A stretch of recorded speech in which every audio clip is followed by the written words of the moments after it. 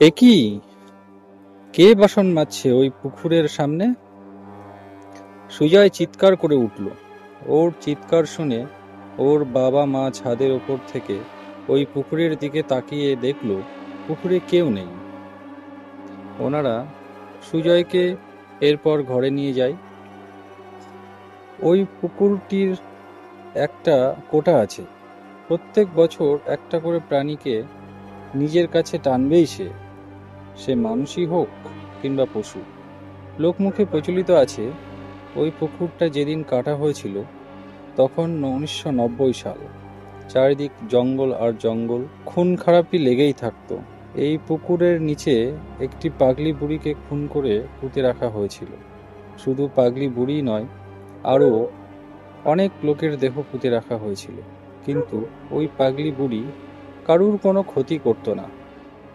সেই পাগলি বুড়িকে অনেকেই দেখেছে, তবে ওই পাগলি বুড়ি যাকে তাকে দেখা দেয় না। যখন কারুর খারাপ সময় থাকে কিংবা যখন কারুর ভালো সময় আসে, তখনই দেখা পাওয়া যায় ওই বুড়ির। না জানি আমার ছেলে কেন দেখতে পেল ওই বুড়িকে।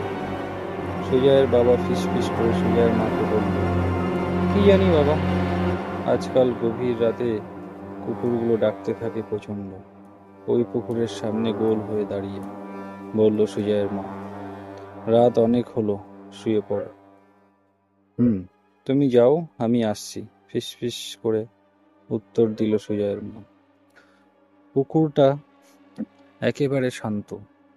এই পুকুরের কাছে অনেকেই অনেক কিছু দেখেছে, কিন্তু সেই সব অলৌকিক জিনিস কারোর কোনো ক্ষতি করেনি।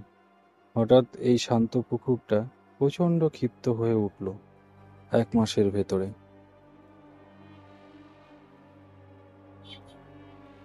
কিভাবে ক্ষিপ্ত হলো পুকুরটা, সেই কারণ অজানা সকলের।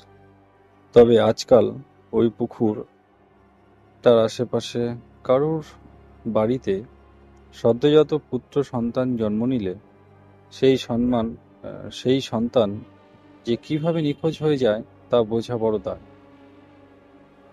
শুধু কি তাই, আশেপাশে যত বাড়িঘর ছিল সেই বাড়িঘরগুলো থেকে মুরগি ছাগল অদ্ভুতভাবে নিখোঁজ হয়ে যেতে শুরু করলো।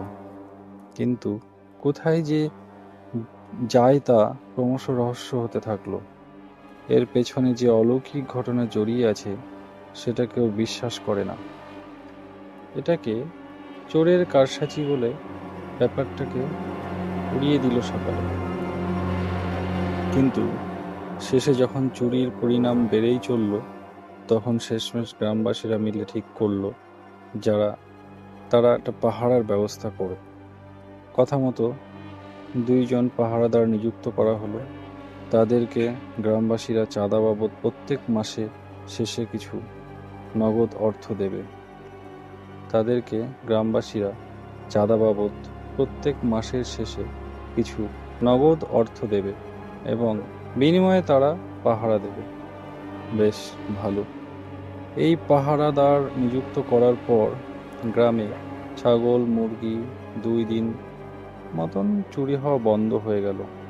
কিন্তু 3য় দিন থেকে আবার চুরির পরিণাম বেড়ে যায়।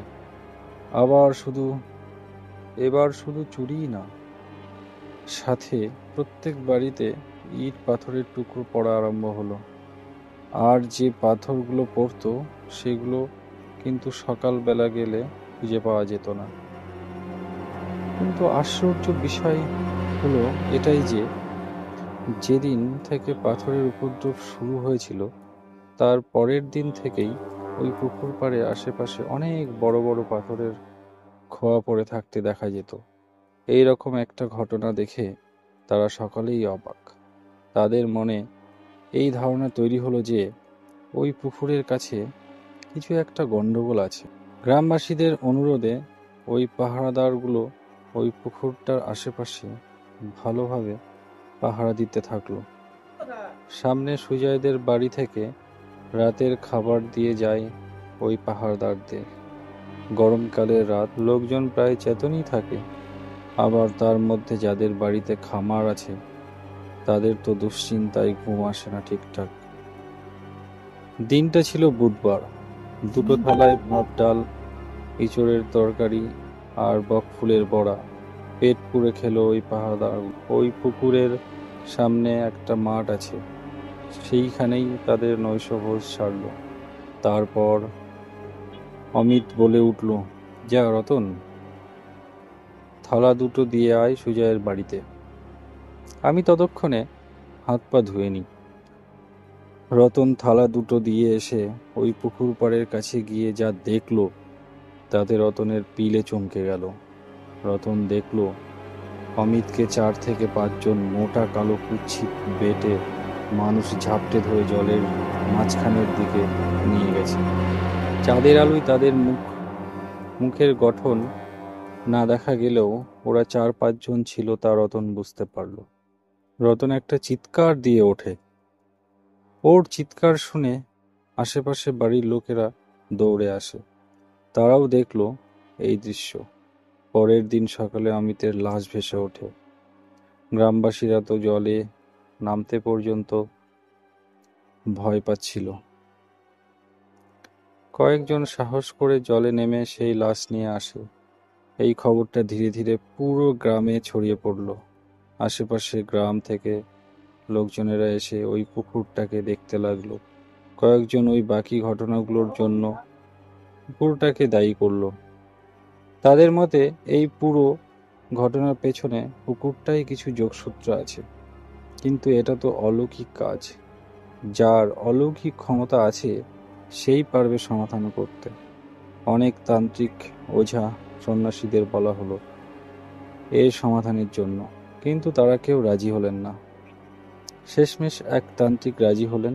তিনি বললেন তাকে যদি মোটা অঙ্কের টাকা দেওয়া হয় তবে সে কাজটা করে দেবে। ইতিমধ্যে খবর এলো রতন নাকি মারা গেছে। কয়েকদিন জ্বরে ভুগছিল, জ্বরের ঘরে ভুলভাল বকছিল, তারপর সে এক সময় মারা যায়। এই ব্যাপারটা গ্রামবাসীরা মর্মাহত হলো। তাই ওই তান্ত্রিককে অনুরোধ করে দ্রুত ওই পুকুরকে অলৌকিক শক্তি তাড়ানোর কাজ শুরু করতে।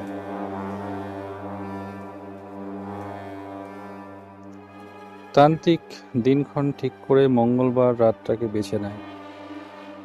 ভর অমাবস্যার ছিল সেদিন। রাত 11টা থেকে শুরু হয় যজ্ঞ। তান্ত্রিক একটা গণ্ডি কেটে দেয় তার পাশে। ওই গণ্ডি দেখিয়ে বলে এর ভেতরে যেন কেউ না আসে। এরপর তান্ত্রিক তার কাজকর্ম শুরু করে দেয়। বেশ কিছুক্ষণ মন্ত্রপাঠ করে তান্ত্রিক মন্ত্রপুত ছাই ওই পুকুরে ছুঁড়ে ফেলে। গ্রামবাসীদের মনে তখন প্রবল উদ্বেগ, কারণ ওই পুকুরের জল অনবরত নড়ছিল। পুকুরের আশেপাশে যত গাছ আছে সেগুলো দুলছিল হাওয়ায়। কিছুক্ষণ পর এক অদ্ভুত জিনিস দেখা যায়, যা দেখে হকচকিয়ে যায় তান্ত্রিকও। ওই দূরের শাল গাছটা থেকে একজন উড়ে এসে তান্ত্রিকের থেকে 2 হাত দূরে এসে দাঁড়ায়। সে ছেলে কিনা মেয়ে বোঝা যাচ্ছিল না। একেবারেই কালো, অন্ধকার থেকেও কুচকুচে কালো। তান্ত্রিক নিজের হাতে একটু জল ও ঘি নিয়ে ওই আগুনের ওপরে বেশ কিছুক্ষণ ঘুরিয়ে ওই কালো অবয়বটার উপরে ছুঁড়ে মারে। তারপর তান্ত্রিক গম গম করা গলায় বলে উঠে, কে তুই? এখানে কি করছিস? ওই অবয়বটা অদ্ভুত সুরে বলে উঠল, আমি বদলা চাই। তান্ত্রিক প্রশ্ন করল, বদলা? কিসের বদলা?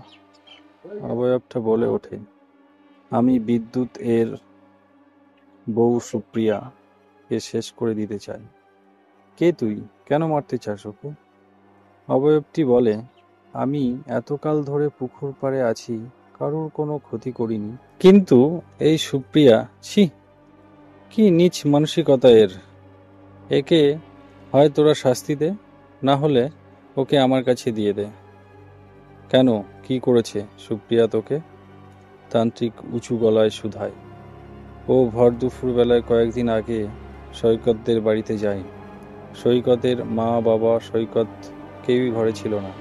সৈকত স্কুলে গিয়েছিল, সৈকতের মা গিয়েছিল জল আনতে, আর সৈকতের বাবা কাজে। সৈকতের মায়ের সাথে একটু ভাব ছিল সুপ্রিয়া। আর সৈকতের সদ্য একটা বোন হয়েছে।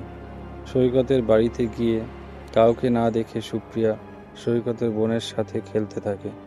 কোলে নিয়ে ওইটুকু ছোট মেয়েটাকে নিয়ে কি নাচন কোদন। কিন্তু হঠাৎ হাত থেকে ফসকে মাটিতে পড়ে যায় সৈকতের বোন। এদিকে সৈকতের মাও ঘরের দিকে আসতে থাকে। ওই বাচ্চা মেয়েটার মধ্যে কোনো হেলদোল না দেখে অপরাধের ভয়ে ও ছোট্ট মেয়েটাকে ভর নিয়ে আসে পুকুর পাড়ে। বাচ্চাটাকে নিয়ে পুকুরের শেষ প্রান্তে গিয়ে ভাসিয়ে দেয় একটা ড্রামের মধ্যে করে। এই ড্রামটার সাথে ইট বোঝাই করা কয়েকটা বস্তা বেঁধে দেয়।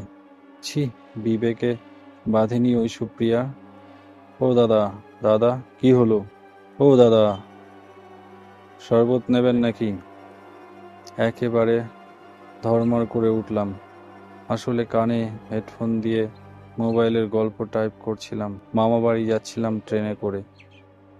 তো কে ডাকছিল আমাকে? আমি জানলার বাইরে তাকালাম। দেখি এক আমপোড়া শরবত বিক্রেতা। আমি তো ভয় পেয়ে গেছিলাম।